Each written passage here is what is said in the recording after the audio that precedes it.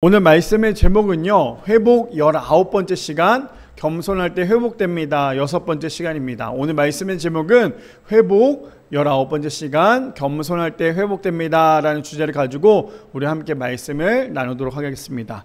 우리 성도님들 이번 명절 잘 보내셨나요? 어느덧 이 명절 추석이 끝났어요. 그렇죠? 끝났는데 정말 놀란 거는 항상 그랬던 것 같아요. 날씨가 추석쯤 되면, 사실 추석 가까이 되면요 날씨가 많이 풀렸죠. 근데 이번에 추석은 그렇지 않았던 것 같아요. 이번 추석도 여전히 많이 더웠죠. 근데 이게 어제 비가 오면서 날씨가 급격하게 많이 변했습니다. 그래서 우리 성도님들 중요한 거는 감기 조심하셔야 돼요. 지금 아마 감기 환자들이 많이 나올 것 같은데 온도가 이렇게까지 많이 떨어질 줄 몰랐어요. 사실 일산도 정말 놀랬던 건 어제 새벽에 보니까요 15도까지 떨어지더라고요. 온도가 그렇게 떨어졌다는 건 기온차가 뭐 그냥 1, 2도 차이, 뭐 10도 정도 차이가 아니라 그 이상 차이가 났다라는 건 우리의 몸도 빨리 그것에 대해 반응해야 되고 적응을 해야 된다라는 거예요. 그래서 우리 성도님들 날씨가 많이 선선해지고 있다라는 건 이제 정말 가을이 왔다라는 거죠. 사실 우리 아이들이 그런 얘기를 했어요. 아빠, 추석이면 가을인데 왜 가을인데 이렇게 더워?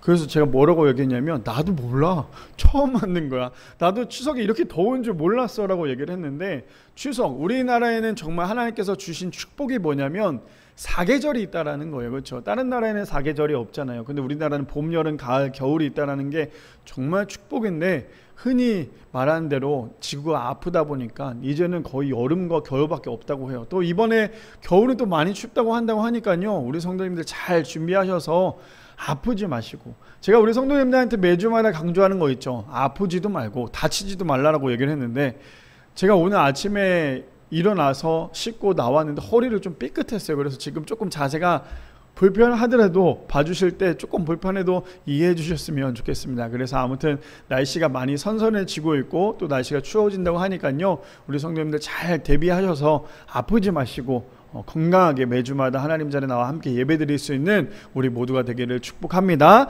말씀 들어가기 전에요, 엘리스터 백이란 분이 이런 말씀하셨어요. 우리 능력으로 주님의 사랑을 얻어낸 것이 아니기에 그 사랑은 우리의 그 무엇 때문에 사라지지 않는다라고 얘기를 합니다. 오늘 우리가 너무나 잘 알고 있는 고린도전서 13장은 사랑장이라고도 얘기를 하죠. 그 중에서도 오늘 저분이 얘기한 대로 우리의 능력으로 주님의 사랑을 얻어낸 것이 아니라고 얘기를 해요. 그러니 우리는 사랑조차도 교만해서는 안 된다라는 거예요.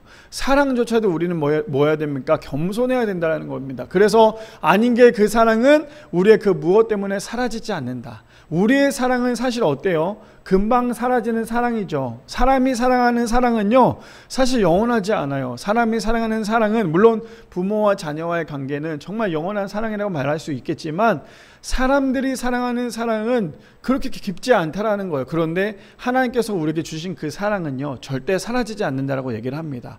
밝은 우리 모든 성도님들, 우리가 옆에 있는 사람을 사랑하는 거, 우리가 가족들을 사랑하는 거, 우리가 주변에 있는 사람들을 사랑하는 것은 우리가 그 사람들을 사랑하기 때문에 사랑하는 것도 있겠지만요, 더 중요한 것은 하나님께서 우리에게 주신 그 사랑의 크기에 우리가 그 사랑대로 그 사람들을 사랑할 수 있다는 거예요. 사랑을 하나로 표현하자면 뭐냐면요, 겸손이에요. 겸손한 사람만이 사랑할 수 있다라는 거죠. 그런데 겸손하지 않으면요 사랑조차도 하지 못한다라는 거. 바라기는 우리 모든 성도님들, 오늘 말씀 주제인 것처럼 우리가 겸손함으로 사랑함으로 회복되어질 때에 우리가 사랑하는 것보다 하나님께서 우리를 더 많이 사랑하셨고 그 사랑에 힘입어 우리 옆에 있는 사람들, 내 주변에 있는 사람들을 많이 사랑할 수 있는, 그래서 정말 겸손한 사랑으로 사랑할 수 있는 우리 모든 성도님들 되시기를 축복합니다. 오늘 말씀의 제목이 회복 19번째 시간이죠. 겸손할 때 회복됩니다 라는 주제를 가지고 함께 세 가지로 나눠보기를 원하는데요. 첫 번째입니다. 겸손한 사람은 사랑을 자랑하지 않는다라는 거예요. 첫 번째는 겸손한 사람은요 사랑을 자랑하지 않습니다. 우리 말씀 볼까요? 고린도전서 13장 4절 말씀에 보니까 이렇게 시작을 합니다. 사랑은요 오래 참고, 사랑은 온유하며 시기하지 아니하며, 사랑은 자랑하지 아니하며 교만하지 아니하며 라고 말씀을 시작을 하죠. 저 말씀의 배경을 보면요 사도 바울이 고린도 교회 성도들에게 이야기하고 있는 거예요.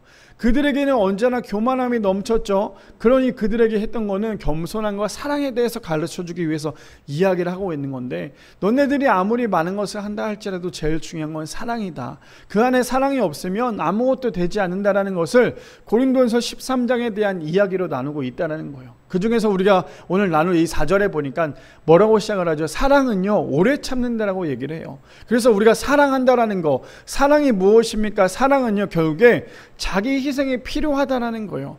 사랑은 희생이거든요. 사실 사랑은 희생이에요. 사랑은 희생하지 않으면요, 그 사람을 사랑할 수 없다라고 얘기를 해요. 그래서 첫 번째가 뭐냐? 사랑은 오래 참아야 하고요, 사랑은 온유하며 시기하지 아니해야 된대요. 그리고 사랑은 자랑하지도 말아야 되고 교만하지 않아야 된다라고 얘기를 합니다. 왜 그렇습니까? 사랑을 자랑하는 순간 그거는 사랑이 아니기 때문이에요. 사랑은 겸손해야지, 사랑은 절대 교만할 수 없기 때문이라는 거죠.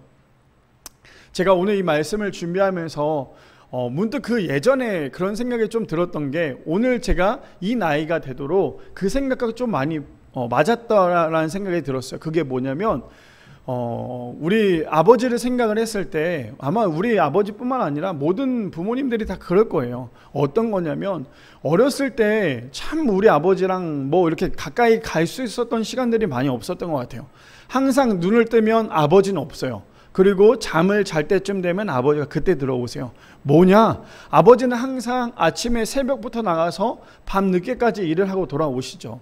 아버지의 일상은 뭐 다른 게 없어요. 근데 그 어렸을 때 저의 마음은 어떻냐면, 왜 우리 아버지는 다른 친구들처럼 같이 여행이나 이렇게 놀러 가지도 않고, 하물며 같이 뭐 밥을 먹거나 이러지도 않고 왜 맨날 저렇게 일만 할까 생각이 참 많이 들었던 것 같아요. 보면 보통 우리 성도님들도 그럴 거예요. 그렇죠? 우리 아버지들은, 우리 어머니들은 왜 이렇게 매일 바쁘게 살아갈까? 왜 이렇게 매일 일만 하고 있을까? 그러다 보니까 어렸을 때 아버지와의 그런 추억들이 많이 없던 것 같아요. 근데 그 시간이 지나고 난 다음에, 그때 저의 마음은 왜 우리 아버지도 그렇게 바빠서 매번 우리와 같이 보내지 않을까, 그런 시간들을 보내지 않을까라는 생각을 참 많이 했던 것 같아요. 근데 요 며칠 있어요. 요즘에 저희 아이들이 저에게 하는 말이 있어요. 그게 뭐냐면, 아빠는 왜 맨날 밤 늦게 우리 잘 때 들어와? 제가 매일 밤 늦게까지 일을 하다 보니까, 그러다 보니까 집에 들어오면 애들이 자는 모습밖에 보지 않아요. 그래서 요즘에 어떤 생각이 들었냐면, 저희 아버지가 딱 저에게 딱 그런 말씀도 하셨고, 또 제가 깨달았던 것 중에 하나가 뭐냐면, 아무리 일이 중요하고 돈 버는 일이 중요하다 할지라도 가장 중요한 건 가족인 것 같아요. 가족을 잃으면 모든 걸 다 잃는다라고 생각이 드는 것 같아요. 내가 밤 늦게까지 일을 하는 이유는 뭡니까? 돈을 벌기 위한 거잖아요. 내 가족들이 잘 먹고 잘 살기 위해서 돈을 벌잖아요. 아버지들의 마음은 그렇거든요. 사실 아버지들은 정말 끝까지 일어날 수밖에 없는 이유는요, 내 가족을 살리기 위해서, 내 가족이 정말 잘 먹고 잘 살기 위해서.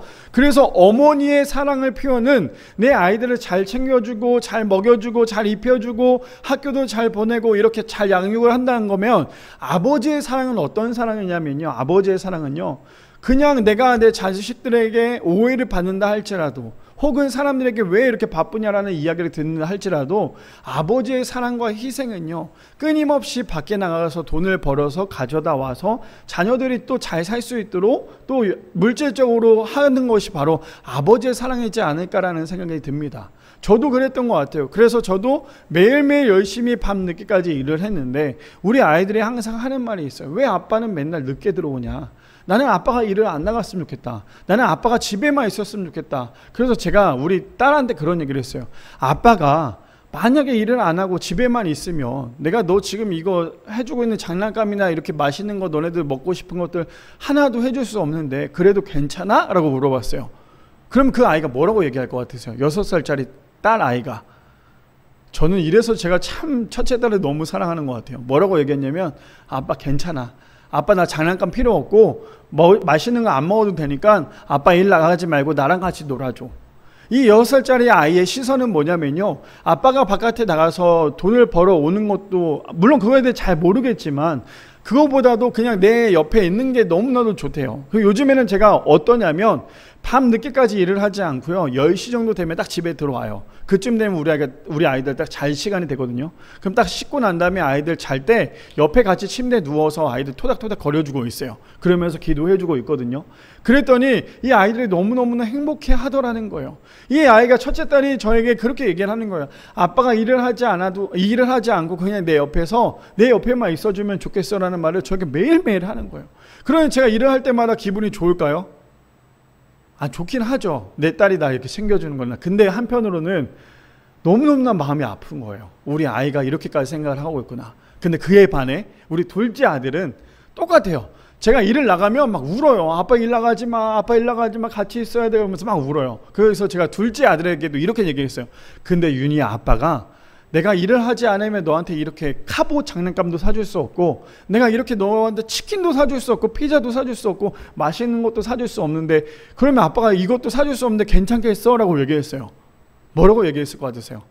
첫째 딸은 괜찮아, 안 해도 되라고 얘기했다면, 둘째는, 제가 이래서 참 둘째 아들이 너무너무 사랑하는 건 뭐냐면, 둘째 아들은 제 마음을 확실하게 잡아줘요. 그게 뭐냐면, 그러면 아빠 나가서 돈을 더 많이 벌어와.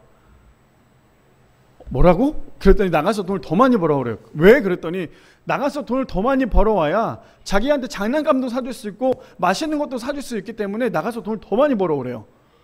그러니 첫째 딸로부터 제 마음이 무너졌던 그 마음이 둘째 아들 때문에 다시 굳건하게 마음이 잡혀요. 맞아, 내가 열심히 나가서 돈을 벌어야 되는구나.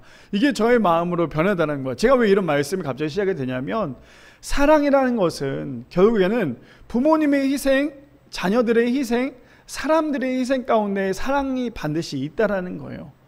저는 너무나 오해하고 살았죠. 우리 아버지는 왜 우리 가족이 이렇게 싫은가? 우리 아버지는 우리 가족이 이렇게 싫은가? 그래서 우리랑 같이 보내는 시간들이 싫은가?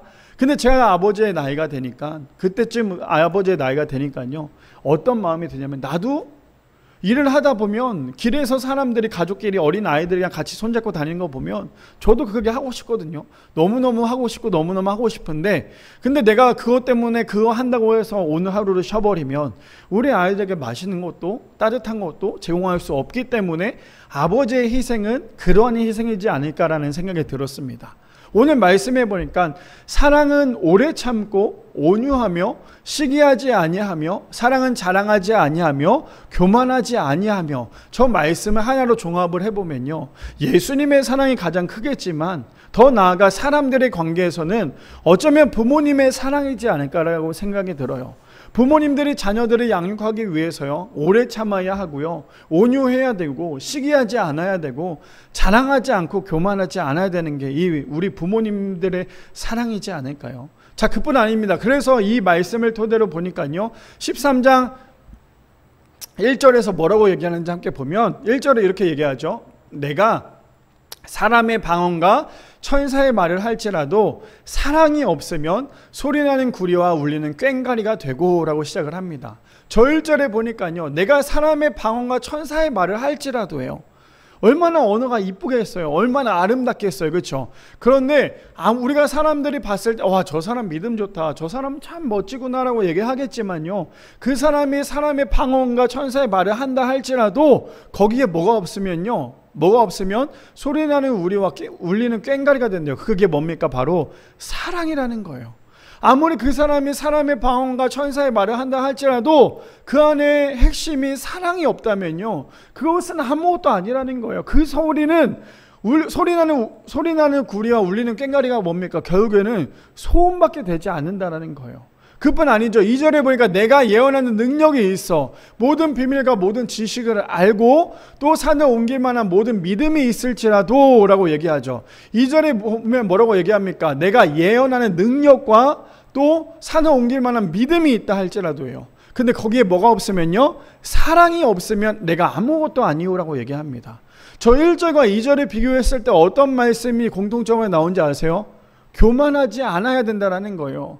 겸손하지 않으면 절대 그렇지 않다라는 거죠. 아무리 너네들이 다 가지고 너네들이 능력 있고 아무리 너네들이 믿음이 있다 할지라도 그 안에 사랑이 없다면, 다시 말해서 그 안에 겸손하지 않는다면 절대로 내가 아무것도 아니래요. 근데 그뿐 아닙니다. 3절에 보니까요 이렇게 얘기합니다. 내가 내게 있는 모든 것을 구제하고 또 내 몸을 불사르게 내줄지라도 사랑이 없으면 내게 아무 이익이 없느니라 라고 얘기합니다. 아무리 네가 구제를 한다 할지라도, 네가 아무리 희생한다 할지라도 거기에 뭐가 없으면요, 사랑이 없으면 내게 아무 이익도 없다라고 얘기를 합니다.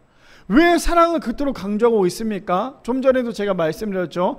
고린도 교회 교인들은 사랑도 없었고요, 또 교만했다라는 거예요. 그거에 대한 사도 바울은 끊임없이 사랑에 대해 강조하며 겸손하게 사랑하라라고 얘기하는 거예요.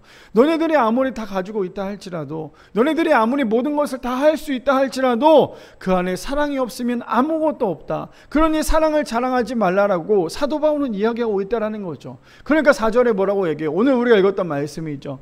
사랑은 오래 참아야 하고 온유하며 시기하지 아니하며 사랑은 자랑하지 아니하며 교만하지 아니해야 된다라고 사도 바울은 이야기하고 있습니다. 그래서 사랑은요 쉬운 게 아니에요. 우리가 함부로 그래서 사랑한다라고 얘기할 수 없는 거예요.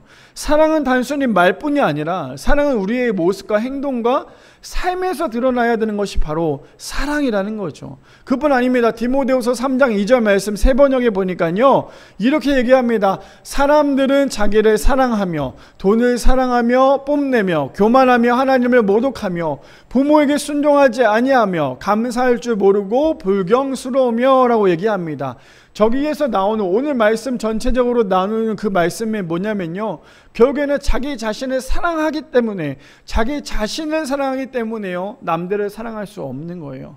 결국에 자기 자신을 사랑하기 때문에 교만할 수밖에 없다라는 거예요. 결국에 자기 자신을 사랑하기 때문에 남의 고통과 남의 그런 시선을 볼 수 없는 것이 바로 이 교만이라는 거예요. 첫 번째 주제가 무엇입니까? 사랑을 어떻게 하래요? 자랑하지 말라라고 얘기해요. 그때 우리 성도님들 사랑을 자랑하고 계십니까? 내가 정말 그 사람을 사랑한다는 그 사랑이 크다고 생각하세요? 우리가 사랑하는 그 사랑은 정말 큰 사랑이 아니라요, 어쩌면 그냥 나 혼자만의 사랑일 수도 있다라는 거예요. 예전에도 한번 그런 말씀을 드렸죠. 부모는 자녀를 위해서 죽을 수 있지만 자녀는 부모를 위해 죽을 수 없다라고 말씀을 드렸어요. 예수님은 우리를 위해서 죽으셨지만 우리는 예수님을 위해서 죽을 수 없다라는 거예요. 예수님을 사랑한다라고 얘기하지만 결국에 우리의 믿음은 어떻습니까? 우리의 사랑은, 우리의 겸손은 어때요? 우리는 오래 참고 계십니까? 우리는 온유하십니까? 우리는 시기하지 않습니까? 우리는 교만하거나 자랑하지 않고 있습니까? 우리의 삶에 사랑을 자랑하면요 그것은 더 이상 사랑이 아니라는 사실을 기억하시는, 그래서 우리 모든 성도님들 사랑을 자랑하는 것이 아니라 더욱더 겸손하게 사랑 안에서 사랑할 수 있는 사랑하는 우리 교회 성도님들 되시기를 축복합니다. 두 번째입니다. 두 번째는요, 겸손한 사람은 사랑을 계산하지 않는다는 거예요. 두 번째는요, 겸손한 사람은요 사랑을 계산하지 않습니다. 저는 이 두 번째 주제를 정하면서 어떤 마음이 들었냐면, 정말 사랑이라는 것이 어떤 것일까? 근데 사랑은요, 첫 번째 우리 자랑하지 않아야 된다고 얘기했죠. 근데 두 번째로는 정말 중요한 게 뭐냐면, 사랑은요 절대로 계산해서 안 된다라는 거예요. 사랑이 실패하는 이유가 뭔지 아세요? 섬김이 실패하는 이유가 뭔지 아세요? 하물며 더 나아가 믿음이 실패하는 이유가 뭔지 아세요? 왜 교회 안에서 우리의 신앙이 실패하는 이유가 뭔지 아세요? 정답은 딱 하나예요. 계산하기 때문이에요. 우리가 계산하는 순간 더 이상 사랑이 되지 않고 믿음이 되지 않아요. 섬김이 되지 않는다라는 거예요. 저는 저 말씀을 준비하면서 어떤 마음이 들었냐면, 여기 앉아 계신 우리 성도님들이 너무너무나 떠올랐어요. 한 줄 동안의 말씀을 생각을 하면서, 저 두 번째 대제를 생각을 하면서 저 계산이라는 걸 가지고 있을 때 어떤 생각이 제일 많이 들었냐면, 우리 교회 성도님들이 제일 많이 떠올랐어요. 왜 우리 교회 성도님들 제일 많이 떠올랐을까요? 우리 성도님들을 계산했으면 이 자리에 있지 못해요. 개척교회 온다라는 거 쉽지 않거든요. 개척교회 온다라는 거 결국에는 내 희생이 필요해요. 내가 큰 교회, 여기 앉아 계신 모든 성도님들 보면 다 큰 교회에서 오셨잖아요. 그렇죠? 작은 교회에서 오신 분들 한 분도 없어요. 정말 은혜로운 건 다 큰 교회에서 오셨단 말이에요. 그러면 큰 교회에 있었으면 정말 편하고 그 안에서도 은혜가 넘쳐나잖아요. 그렇죠? 내가 받은 그 신앙의 그 연결의 줄을 끝까지 잡아 나갈 수도 있음에도 불구하고 이 정말 작고 작은 이 개척교회에 와서 매주마다 예배드리고 찬양하고 기도하고 말씀을 듣고 있다라는 거, 이거 자기 희생이 없이는 절대 되지 않아요. 제가 예전에 의정부에서 개척을 했을 때 어떤 생각이 들었냐면, 그때 얼마나 교만했냐면요, 내가 개척만 하면 성도들이 정말 구름대와 같이 몰릴 줄 알았어요. 그래서 저는 개척을 했을 때 매주마다 사람들이 너무 많이 오면, 제가 어땠냐면 의정부는요 여기보다 교회가 더 컸어요. 더 크고 좌석도 뭐 120명 이상 앉을 수 있는 좌석이었어요. 그러니까 당연히 매주마다 뭐 120명 이상 올 거라고 생각을 했겠죠. 그러니까 매주마다 자리가 없으면 어떡하지? 이 머릿속에 항상 그 교만함이 있었어요. 근데 이게 웬걸 주일날 딱 예배를 드리려고 하는데 교회 문을 열어놨는데 사람이 아무도 오지 않는 거예요. 와, 이게 뭐지? 라는 생각이 들었다는 거죠. 무슨 말이냐? 내가 개척을 한다고 해서요, 내가 정말 그 목사님을 너무너무 사랑하고 그 목사님이 너무너무 좋아라고 해서 그 교회를 따라오는 사람들도 없지만, 그렇게 해서 따라와서도 안 된다라는 거예요. 제가 이 말씀을 준비하면서 왜 내가 우리 교회 성도님들의 생각이 많이 났냐면, 우리 성도님들 그러면 이렇게 한번 생각을 한번 하고 우리가 말씀을 들었으면 좋겠어요. 우리가 오늘 교회에 나와서 예배 드리고 있죠. 우리가 교회에서 헌신하고 있고 섬기고 있죠. 그러면 이거를 하는 목적이 무엇일까요? 우리가 대부분 그런 얘기를 많이 하거든요. 목사님, 제가 목사님 옆에서 힘이 되기를 원해요. 제가 목사님 옆에서 열심히 섬길 거예요. 라는 얘기를 참 많이 하죠. 제가 이번 주에 일을 하면서 금요일날 비가 참 많이 왔어요. 그렇죠? 빗소리를 들으면서 일을 하고 있는데 제 머릿속에 띵했던 것 중에 하나가 있었어요. 제가 내려놓지 못했던 가장 큰 교만이 무엇일까라는 생각을 했는데, 그게 오늘 두 번째 주제랑 너무 잘 맞았던 게 뭐였냐면, 내가 너무 우리 성도를 내 거라고 생각을 했구나. 내가 분명히 그렇지 않겠다고 개척을 하면서 준비했는데 내 거라고 생각을 했던 교회에서 사역을 했을 때 정말 많은 실패를 보고 많은 그런 모습들을 봤을 때 너무나 안타까웠는데 왜 내가 계속 그러고 있었을까라는 생각을 하면서 어떤 생각이 들었냐면, 우리 성도님들 이 자리에 나와서 섬기고 이제 앞으로 우리 교회가 교육부도 만들어야 되고 또 소그룹도 만들어야 되고 앞으로 우리 교회가 조직을 하나하나 만들어 나갈 때 우리 성도님들 이거 꼭 하나 기억하셨으면 좋겠어요. 내가 오늘 우리 미랄교회에서 이 조직 안에서 이것을 섬길 때 내가 우리 목사님에게 힘이 되어야겠다. 이 말씀, 이 생각이 있다면 하지 않는 게 가장 좋아요. 왜 그렇습니까? 저에게 힘이 되다가 저 때문에 상처받은 교회를 떠나고 하나님을 떠나요. 절대 그러지 말라라는 거예요. 내가 교회 안에서 섬기고 희생해야겠다라는 생각은 미랄교회가 아니라요, 하나님 앞에서가 돼야 돼요. 이해되십니까? 뭔 말인지? 우리가 교회 안에서 섬기고 내가 뭐 예를 들어서 지역장으로, 내가 뭐 교사로, 내가 이 밖에 뭐 리더로 섬길 때 내가 이 사람들을 위해서 섬겨야겠다는 생각보다 하나님 앞에서 섬겨야겠다는 생각이 먼저여야 한다는 거예요. 이게 계산이거든요. 내가 사람 때문에 사람 보고 사람 때문에 사역을 하고 있다라고 생각을 하면 그것이 계산이 될 수밖에 없다라는 거예요.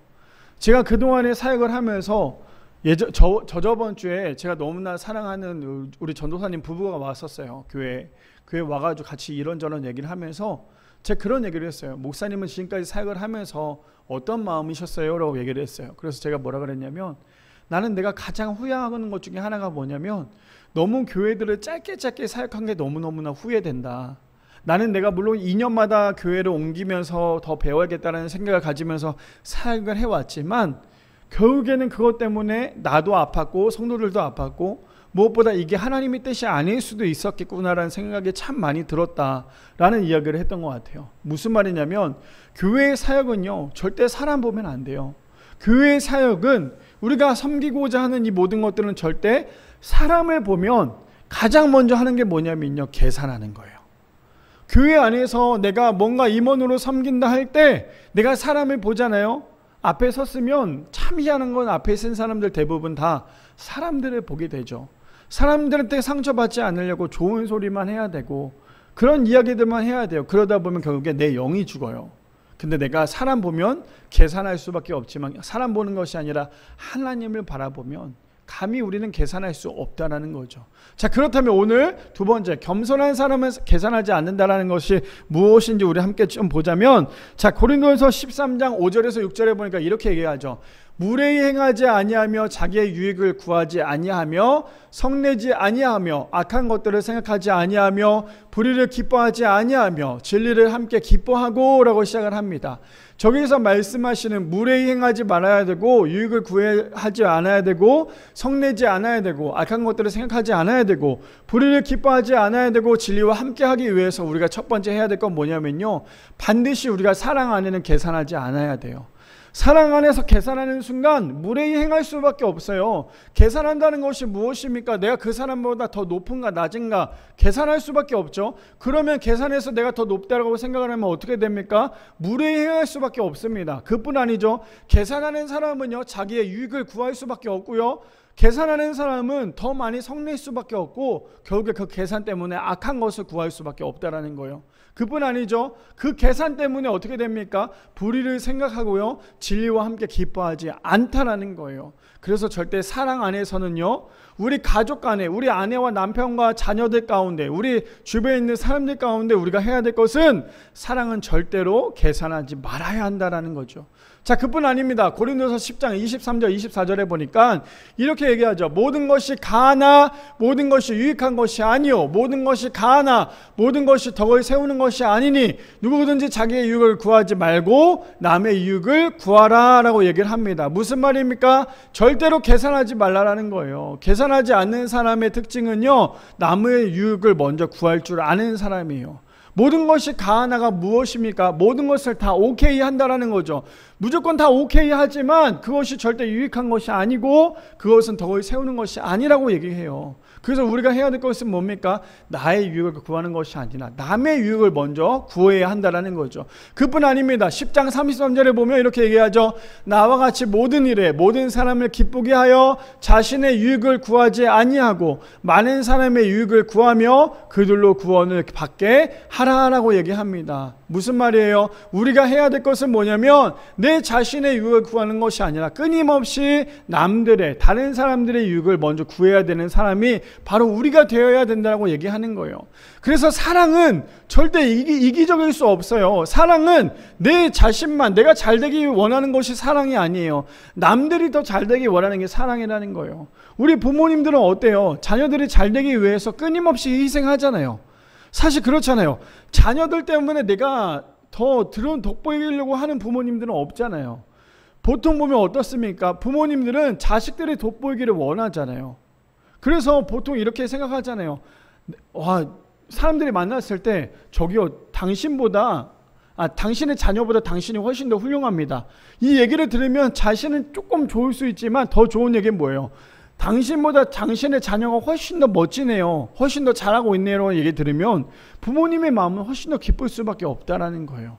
그게 무엇입니까? 진짜 사랑이라는 거예요. 남의 유익을 구하는 것이 진짜 사랑이라는 거죠. 잠언 1장 19절 말씀에 보면 이렇게 얘기합니다. 이익을 탐하는 모든 자의 길은 다 이러하여 자기의 생명을 잃게 하느니라. 결국엔 뭐예요? 자신의 이기심 때문에 결국에는 자신의 모든 것을 잃게 될 수밖에 없다라는 거예요. 그래서 사랑은 절대 이기적인 사랑이 될 수 없다라는 거죠. 반드시 희생적인 사랑, 반드시 남을 유익하게 만드는 것이 사랑이라는 거죠. 그뿐 아닙니다. 베드로전서 1장 22절에 보니까 이렇게 얘기해요. 너희가 진리를 순종함으로 너희 영혼을 깨끗하게 하여 거짓이 없이 형제를 사랑하기를 이르렀으니 마음을 뜨겁게 서로 사랑하라. 그래서 사랑하기 위해서 가장 첫 번째가 무엇입니까? 우리의 영혼을 깨끗하게 해야 된다는 거예요. 우리의 영혼이 깨끗해야지만 거짓 없이 형제를 서로 사랑할 수 있다는 거예요. 근데 우리가 그냥 습관적으로 얘기하는 거 있죠. 사랑해, 사랑해. 이렇게 사랑한다고 얘기하는 건 진짜 사랑이 아니에요. 사랑은요, 정말 상대방을 죽기까지 사랑해 주는 것이 정말 사랑이라는 거예요.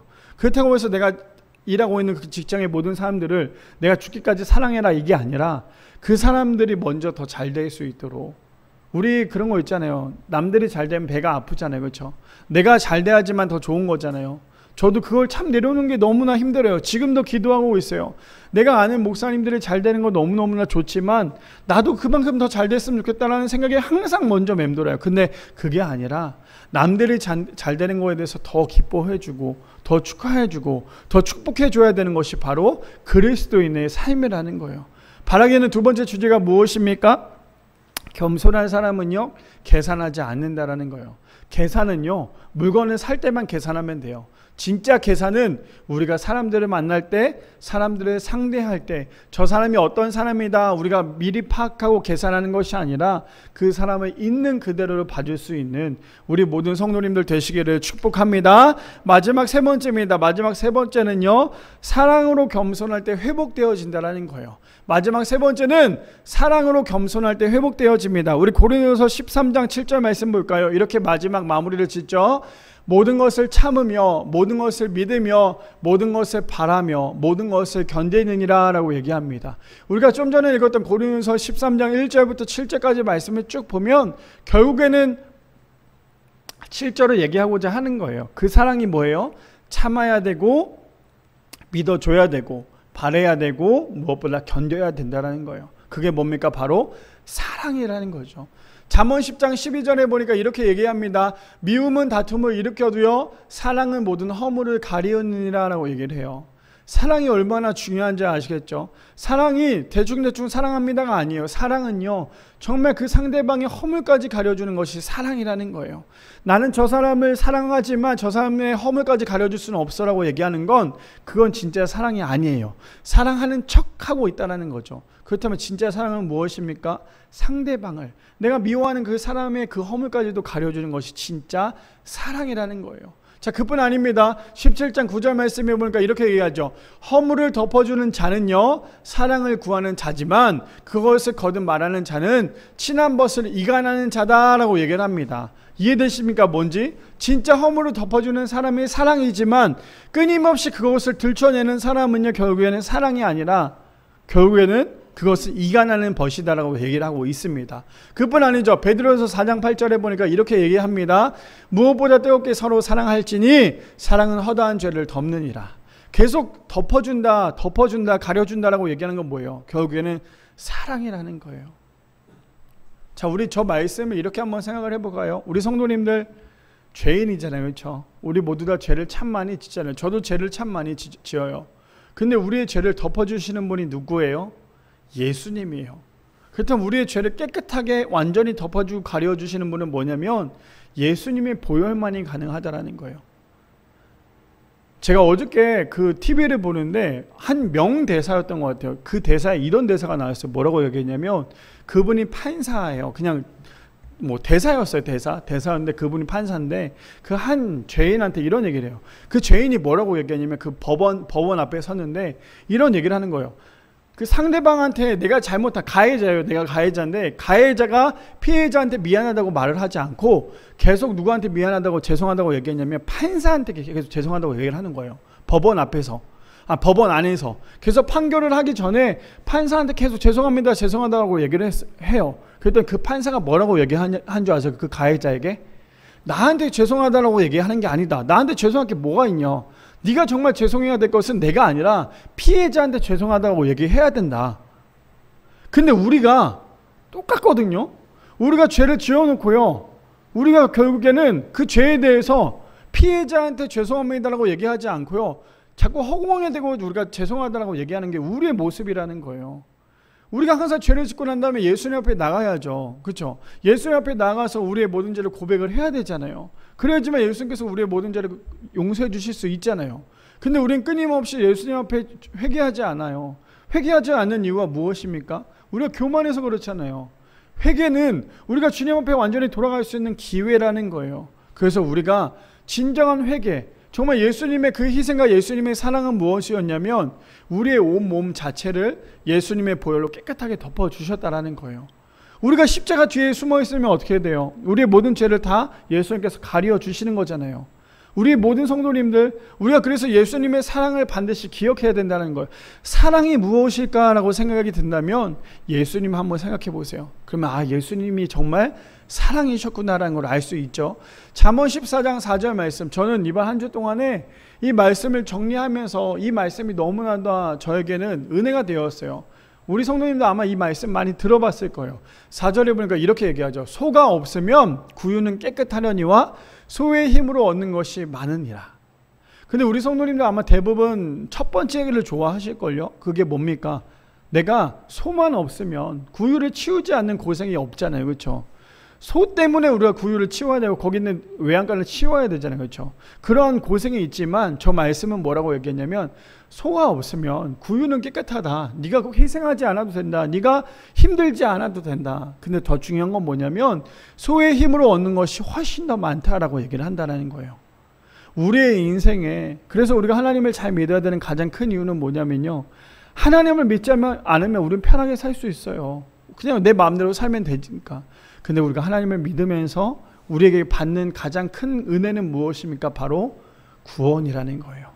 그래서 오늘 저 4절 말씀에 소가 없으면 구유는 깨끗하지만요. 소의 힘으로 얻는 것이 많다라고 얘기하는 것은 우리가 교회 나와서 예배드리고 희생한다라고 생각을 하지만 우리가 여기 나와서 예배 드리는 거 물론 집에서 나와서 오는 것까지 시간이 걸리고 힘들겠지만 그것보다 우리가 교회에 와서 예배드리고 돌아가는 것이 훨씬 더 은혜이고 얻는 것이 훨씬 더 많지 않겠습니까? 오늘 말씀 그것을 이야기하고 있다는 거죠. 자, 마지막 말씀이에요. 요한일서 4장 10절 말씀, 우리 저번 주에 나눴던 말씀이죠. 우리 함께 읽어볼까요? 시작. 사랑은 여기 있으니 우리가 하나님을 사랑한 것이 아니요 하나님이 우리를 사랑하사 우리 죄를 속하기 위하여 화목제물로 그 아들을 보내셨음이니라 라고 말씀합니다. 결국에 무엇입니까? 우리가 사랑한 것이 아니라 하나님께서 우리를 사랑하셨다라는 거. 우리 모든 성도님들 이것을 절대 잊지 않는 우리 모두가 되기를 축복합니다. 이제 이 말씀 하나만 하고 마치려고 합니다. 오늘 아침에 제가 이제 샤워를 하고요. 정말 뭐 아무것도 아닌 것 같아요. 진짜 이 사람이라는 게 얼마나 겸손해져야 되냐면 제가 오늘도 이렇게 좀 힘이 없이 원래 제 스타일 아시죠? 힘 엄청 막 소리 질러가면서 설교하지만 허리가 아프니까 지금 배도 힘이 안 들어가니까 이게 소리가 크지 못하지만 사람이라는 것이 어떤 거냐면요. 아파봐야 내가 얼마나 교만했는지를 알 수 있는 것 같아요. 저는 항상 건강하다라고 생각을 했거든요. 허리 아픈 거 저희 아버지가 맨날 허리 아프다고 그랬을 때 제발 약 좀 먹으라고 맨날 아버지한테 뭐라 했는데 오늘 아침에 샤워를 하고 딱 나왔어요. 그래서 수건으로 닦고 그 수건을 발까지 닦고 난 다음에 그 수건을 빨래통에다 넣으려고 그랬다 빨래통이 막 엄청 먼 게 아니라 바로 옆에 있어요. 빨래통에 넣으려고 허리를 숙이는 순간 허리에서 뻑 소리가 나는 거예요. 그러면서 그 자리에 주저앉아서 누워 있었거든요. 어떤 생각이 들었냐면 와, 하나님께서 이렇게 교만했던 나를 이렇게 치시는구나라는 생각을 참 많이 했어요. 제가 왜 이런 말씀을 드리냐면 제가 그래서 누워서 어떻게 일어날 수가 없는 거예요. 일어날 수가 없었다가 아침에 우리 두 가정에게 우리 또 찬양도 해야 되니까 교회에 들어와서 먼저 좀 연습하라고 얘기를 하고 조금 늦겠다라고 얘기를 했어요. 그래서 옷을 다 주섬주섬 입고 걸어오는데 우리 첫째 딸이 저의 손을 꼭 잡아주는 거예요. 그래서 손을 꼭 잡고 같이 걷고 있는데 옆에서 또 아들이 손을 잡네요. 나는 허리가 아파서 한쪽 손을 허리를 집어야 되는데 손을 잡겠다고 얘기를 하니까 양쪽 손을 잡았죠. 질질질 끌려갔어요. 애들한테. 애들이 질질질 끌고 가고 있는데 제가 정말 차 안에서 이게 너무 눈물이 나는데 꾹꾹꾹 참았어요. 막 우리 아내한테 또 그 모습을 보여주고 싶지 않아서 가는데 저희 첫째 딸이 뭐라고 얘기했냐면 저한테 그런 얘기하는 거야. 잘 들으세요. 6살짜리가 제가 왜 우리 첫째 딸을 사랑하냐면 왜 제가 우리 첫째 딸한테 이렇게 위로를 받냐면 저는 참 이 하나님께서 주신 이 자녀가 이렇게 위로를 주는구나라는 걸 참 느끼는 것 중에 하나가 뭐냐면요. 이 첫째 딸에게 저에게 그렇게 제가 여기 적어왔어요. 뭐라고 얘기했냐면 손을 잡고 걸어가는데 저한테 아빠 그래서 그랬더니 많이 아프지? 그래서 아파 그랬더니 첫 번째 했던 말이 아빠 고생했어 그러는 거예요. 그래서 같이 걸어가는데 유리야 뭐라고 했더니 아빠 고생했어 그러는 거예요. 그래서 고마워 그랬어요. 근데 두 번째 뭐라고 얘기했냐면 아빠 고마워 그러는 거예요. 첫 번째 고생했어라고 얘기하면서 두 번째 고맙다고 얘기를 해요. 그래서 얘가 나한테 지금 뭐라고 얘기하는 거지? 근데 거기서 갑자기 가슴이 뭉클하는 거예요. 얘가 나한테 고생했다라는 이 6살짜리가 고생했다라는 말을 한다는 거 참 희한하잖아요. 근데 고생했어 고마워. 근데 세 번째 했던 말이 뭔지 아세요? 우리 때문에 힘들게 해서 미안해. 이 6살짜리가 저한테 딱 그 얘기를 하는데 제가 그 아이의 손을 잡고 가면서 이게 눈물이 막 나는데 또 울면 안 돼. 또 창피하니까 길거리에서. 그래서 제가 그걸 꾹꾹꾹 참았어요. 그래서 제가 차에 탔죠. 차에 타서 제가 우리 아내한테 얘기했어요. 나 있잖아. 우리 유리가 나한테 그런 얘기를 했어요. 그래서 뭐라고 얘기했는데 그래서 나한테 아빠 고생했어.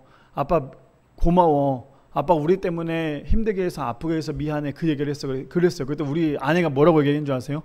저는 정말 너무 막 아침부터 이 얘기를 들으면서 너무 은혜가 되니까 우리 아내가 나한테 이런 얘기를 할 줄 알았어요. 맞아, 당신 너무 고생했어, 너무 힘들었지, 허리가 아프니까 조금 쉬어. 난 이렇게 얘기할 줄 알았어요. 근데 우리 성도님들 제가 이렇게 얘기하면서 벌써 웃으시는 거 보니까 이미 뭐라고 생각하는지 알고 계셨나 봐요.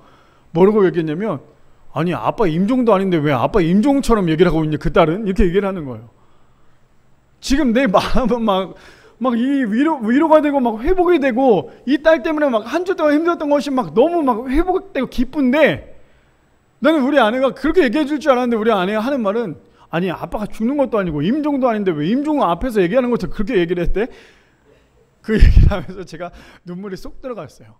무슨 말이냐면, 제가 우리 첫째 딸한테 오늘 같이 오면서 아빠 고생했어, 아빠 고마워, 우리 때문에 힘들게 해서 미안해라는 그 아이의 고백이 제가 하나님 앞에 매일매일 나가는 그 고백보다도 훨씬 더 훌륭했다라는 거예요. 우리 성도님들 6살짜리 아이가 그런 얘기를 했다라는 건 우리조차도 하나님 앞에 날마다 그러한 고백을 해야 된다는 거예요. 하나님 감사해요. 하나님 나 때문에 그동안에 너무너무 고생하셨죠. 하나님 그동안에 나 때문에 많이 아프셨죠. 하나님 너무나 감사해요. 우리가 항상 이런 마음으로 살아야 되지 않을까요? 저는 그래서 우리 아이에게 또 한 번 더 하나님의 사랑이 어떤 건지, 또 한 가지 더 말씀을 통해서 배우는 것도 있지만 삶을 통하여 이 6살짜리한테 많은 것을 참 많이 배웠던 것 같아요. 바라기는 우리 모든 성도님들, 오늘 말씀의 주제가 무엇입니까? 회복, 우리가 뭐죠? 첫 주제가 무엇입니까? 이거죠. 회복, 겸손할 때 회복된다라는 거예요. 그 겸손이 무엇입니까? 오늘 주제는 사랑이었어요.